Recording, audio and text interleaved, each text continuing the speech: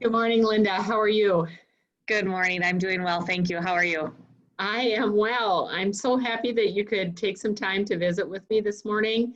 And I just thought we're in just such a messy time with watching as COVID-19 rolls through the country and how everybody is trying to stay healthy and well, while we also want to complete our learning experiences. So talk to me a little bit about your background and how online education has influenced your career. Well, I've been in education for 27 years now, and I have been in the online environment for about 20 of those years. So I started teaching online in the early 2000s, and I think it was at that point, that was way back when distance learning was all about email communication. And now we're doing wonderful technologies that we didn't have back then. So it's really shaped who I am as an educator, learning how to really focus on the content and focus on the types of activities that I want to have the students participate in and how they can demonstrate the learning that they see. It's been an incredible experience, and I am truly thankful for all of the work that I've had, all of the work that we've done in the last 20 years in distance education. And so as a personal journey, what about your own education and how you have continued through and had gone to school and what your as a learner, what your experiences have been? Yeah, so I took the traditional path for my bachelor's degree, and I went to the University of North Dakota. For my master's degree, I was a commuter student. I drove every day of the week, sometimes on Saturdays, and I completed my master's degree at St. Cloud State. When I started my doctoral program, I knew I wanted to do something different. And so I focused on instructional design for online learning. And I did that through Capella University, which at the time was one of the only true distance programs. And it has been eye-opening to try to understand how to deliver that content and how to create content that's engaging for students. And I've really taken a lot of that to heart and used that knowledge that I have to help faculty as they are developing their programs and their courses in the online environment. So if you think about how community was created online when you went through your doctorate and how it's created now, because it's not just a flat environment anymore, it's really more dynamic. So talk to me about what are the tools that educators are using today that may or may not have been available before that you can really implement to stay in touch, if you will, with a very savvy student population that understands how to do social media. And so how do we do social online for learning while we're socially distancing? Yeah, so in this particular time, there are going to be a few key technology resources that we're going to lean on. First and foremost, we have our learning management system. And as you know, the Minnesota state system utilizes D2L Brightspace.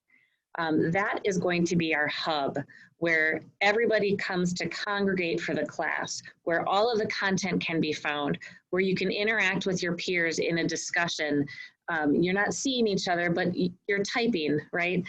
So you can discuss topics, you can have structured debates in those areas.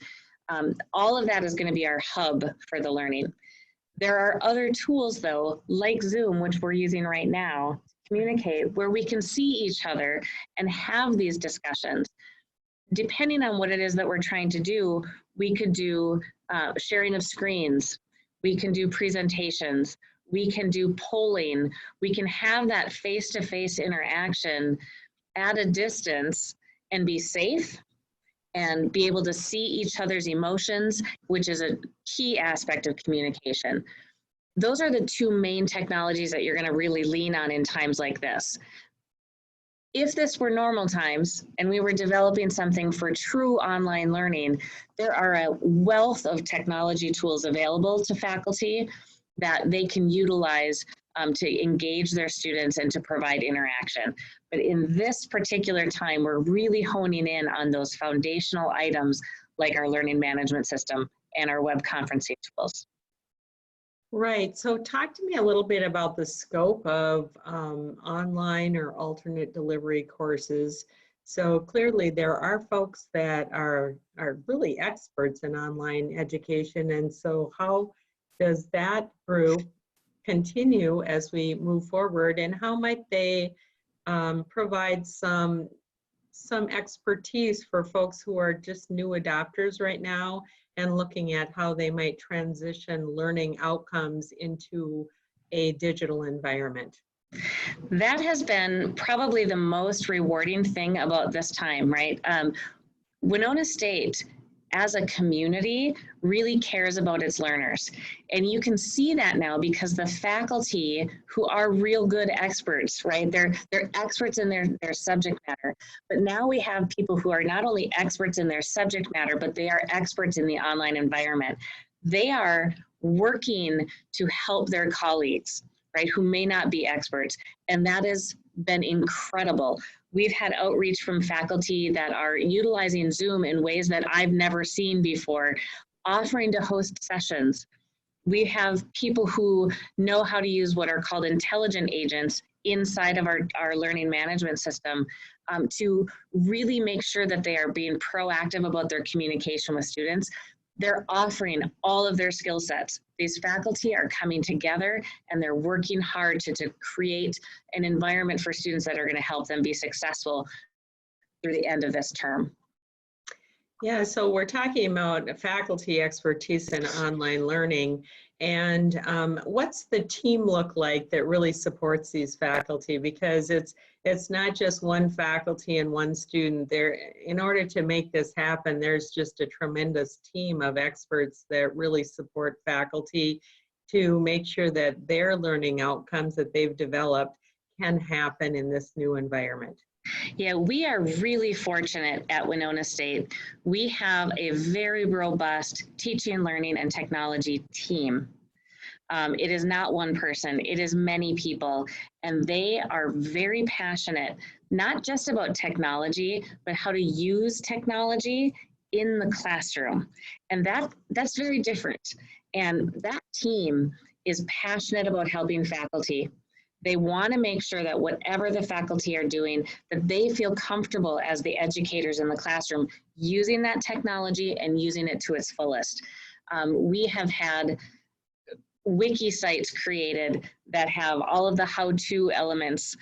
We are staffing Zoom rooms every day until 11 p.m. at night.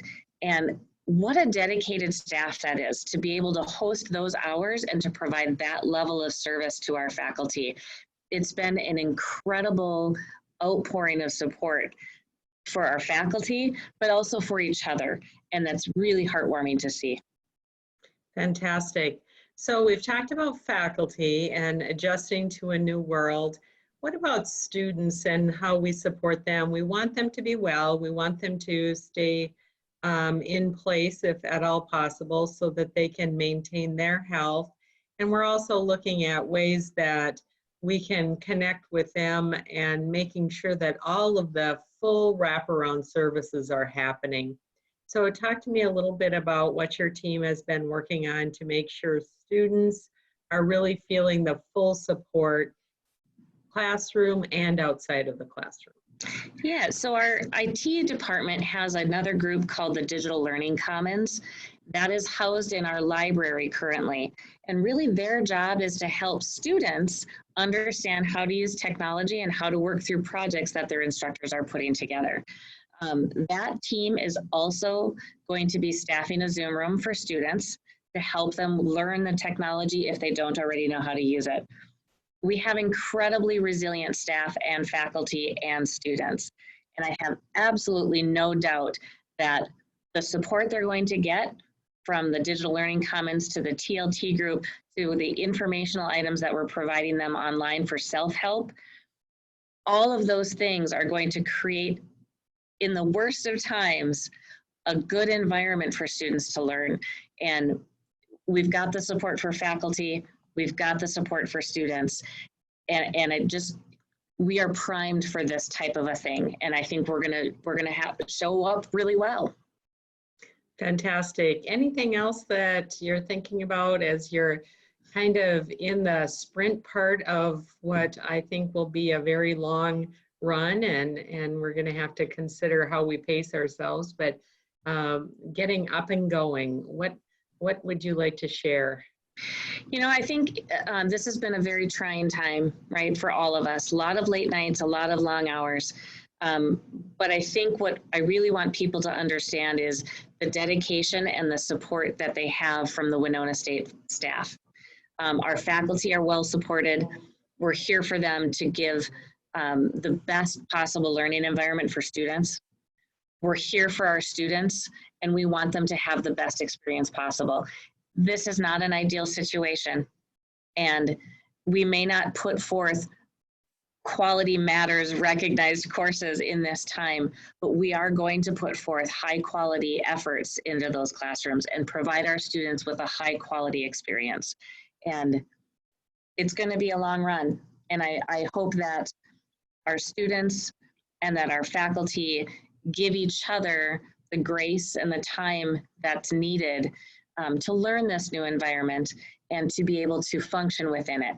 And I think it will be a really good foundation for us as we continue to explore online learning at Winona State University and provide that excellence and access to learning that everybody deserves. Thank you for your comments. I do appreciate it. And in summary, I think you are absolutely right. This is what it's about, supporting each other, identifying ways that we can continue to improve the work we do, and a lot of grace for each other and the situations that we're going through. So thank you for your time. Thank you.